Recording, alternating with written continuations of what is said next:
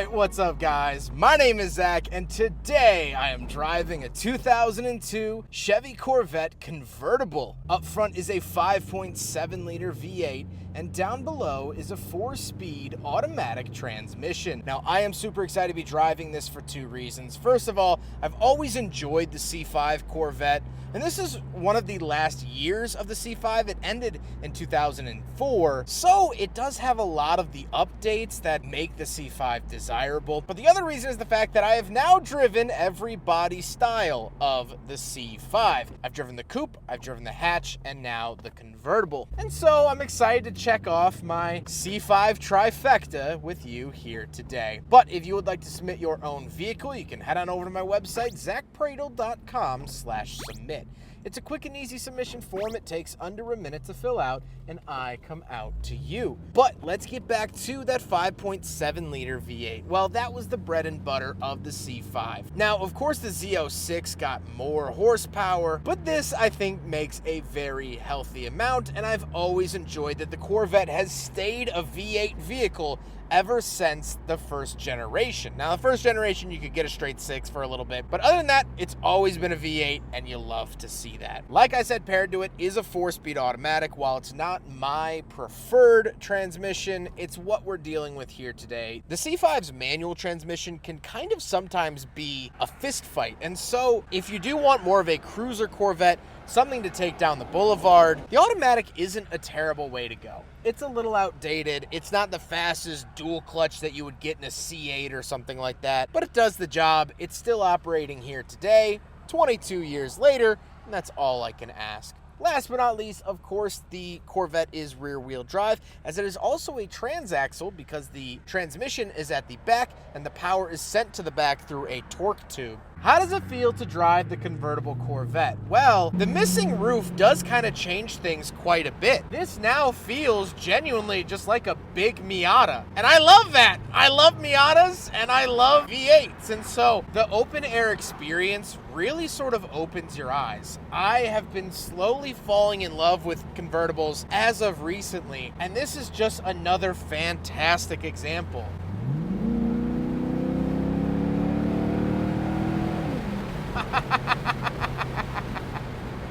Oh yeah, this is the American way. I really truly believe the best American cars are convertibles. Really, I mean, if we're being honest, this is just a modern interpretation of a Shelby Cobra. Big old V8, no roof. What's not to love? I can't find anything.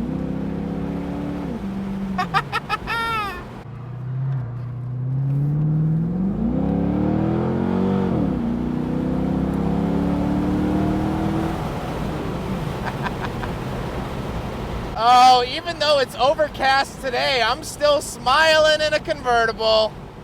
Oh, it is just simply lovely. With that stuff out of the way, let's talk about the interior. Well, in front of me, I have 6 gauges. Off to the left is my coolant temperature and oil pressure. In the center is my tachometer and speedometer. And off to the right is my battery voltage and fuel.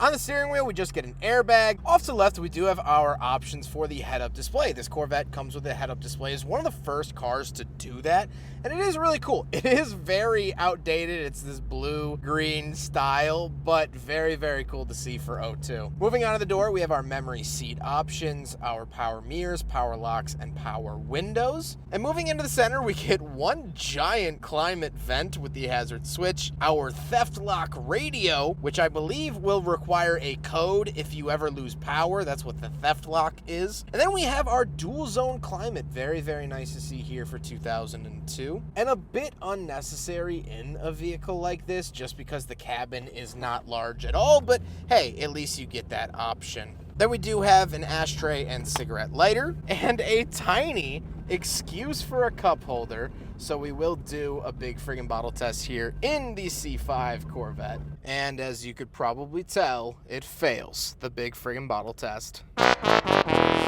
Then we have the shifter off to the left. It is the automatic shifter. As you can see, you can put it into 1, 2, or 3, reverse neutral drive, pretty standard stuff there. We also saw this in the Camaros of the same era, so nothing really new here, just a GM parts bin part. Down below that, we do have 2 interesting switches. So we have the active handling switch and the ride control. So active handling is basically traction control, and as you can see, there's a little C5 on the button. However, when they switched generations to the C6, they kept the same button. They just kept using the C5 button. But off to the right, we have the ride control for Tour, Sport, and Performance, which will stiffen up the suspension. You also get this Corvette branded center console with a 12-volt outlet inside, and we'll talk about the seats. The seats are pretty comfortable. This is still sort of an era of 90s GM. 90s GM knew how to make seats better than nearly anyone else in the automotive space, and that is very, very true here in the C5 Corvette. It is very comfortable, even for a big guy. I'm a big guy. Miatas can sometimes be a stretch, although I owned a Miata. Fitting in it wasn't always the best. The Corvettes I've never had an issue with. So if you are a bigger person looking for that fun car, definitely lean more towards Corvette than Miata. However, speaking of seats, well, we don't actually have any back seats, but we will talk about the trunk. All right, so on the back of the C5 Corvette convertible, little trunk release here. Pop it up like that, and you can just grab an edge and pull up. Now, according to the owner and several forum posts, if the top is up and you try to open the trunk, it creates some type of like suction, and so it might be a little bit harder to open. You do get this nice Corvette logo underneath, and you get some storage down below here. You can pull these up and, you know, store stuff. However, this middle one has a kind of fun treat in it. It has a 12-disc CD player. Not totally sure if this is stock or not, but it's here in this C5. So very, very cool to see that. And something else really nice is that this is the convertible top. So when the top is up, you actually get a lot more trunk space. So if you are going on a long cross-country trip, leave the top up and you'll have a lot more room. Very, very cool to see that, but I still wouldn't consider it the same amount of room that you would get in the hatchback version, but decently close. Now we gotta talk about the looks, and I don't think I've ever reviewed a white Corvette ever, so this is a treat on its own, but I've never reviewed a convertible Corvette either. So we'll do a walk around, as you'll notice, of course, up at the front, the absolutely glorious pop-up headlights, and this was the final American car to have pop-up headlights. I believe Lotus had pop-up headlights a few months after the C5 ended production in the Esprit, but I'm not totally sure. Either way, it has pop-up headlights and they're absolutely glorious. However, let's talk about the convertible top. Like the 1992 Camaro convertible that we recently had on the channel, you have to pull this cover up, then you pull the top out, then you put the top back down over the cover, and it makes it look nice. I do like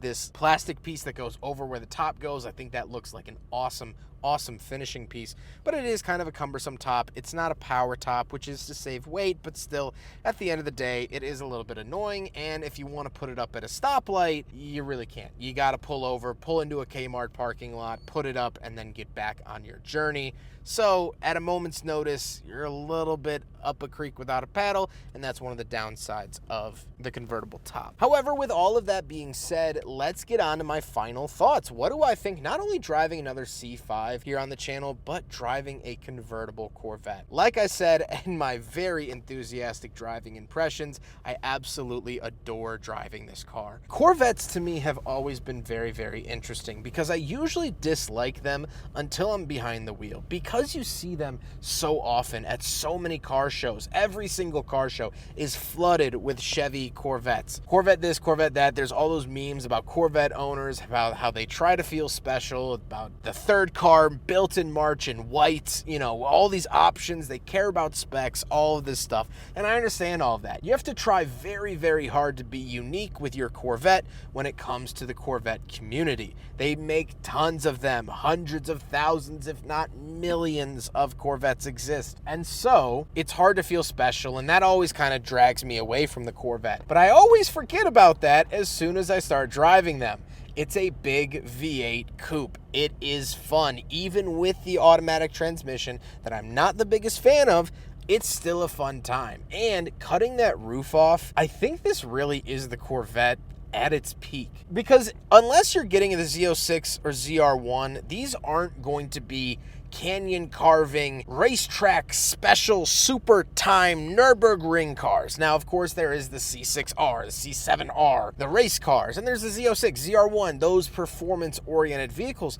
But when you're not driving those, it's actually kind of nice to have the automatic transmission, to put the top down. Yes, you can put your foot into it and it will buck and rear and go and have a fun time. You hear the V8 sounds, you're driving a V8 rear-wheel drive car, you get that thrill. But at the same time, you can drive it around town. You can take it to Wendy's and get whatever new frosty flavor they're featuring, and it's not that big of a deal. That's what I love about the duality of the convertible and the duality of the automatic. It can be blood pumping, but it doesn't have to be. Where, like the C6 Z06, that tries to murder you every day of the week. Even the C5 Z06, it wants to punch you square in the mouth. This car doesn't. This car accepts you how you are, and it sort of changes to what you want. If you want that sporty performance car, here it is. If you want that Sunday cruiser, here it is. And that is what makes this car so good. I hope you guys enjoyed the video. Huge thank you to Jeff for letting me take out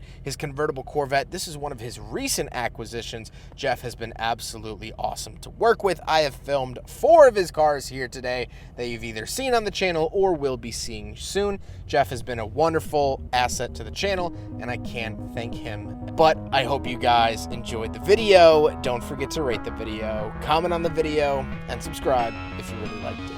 Take care, guys.